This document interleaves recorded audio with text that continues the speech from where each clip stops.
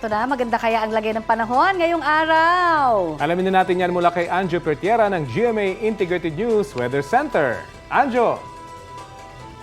Rafi, Connie at mga kabalita, pagkatapos ng bagyong Ineng, may isa o dalawa pang bagyo ang posibleng mamuo pumasok sa ating Philippine Air Responsibility.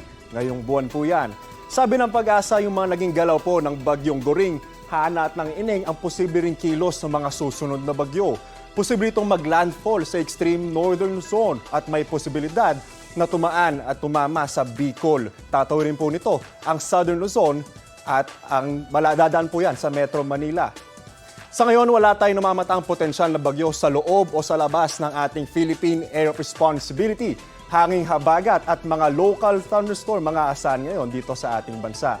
Sa mga susunod na oras, uulanin ang malaking bahagi ng bansa. Base po yan sa rainfall forecast ng Metro Weather. Posible ang heavy to intense rain sa ilang lugar. Kaya maaring magdulot po yan ng baha o kaya naman landslide. Maging alerto po tayo, mga kabalita.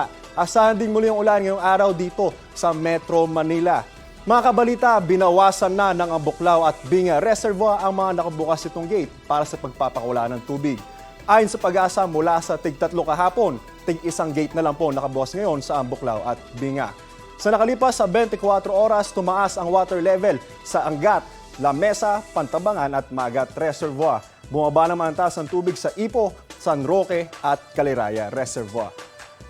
Ako po si Anjo Pertiera at yan ang latest mula sa GMA Integrated News Weather Center. Maaasahan ano man ang panahon.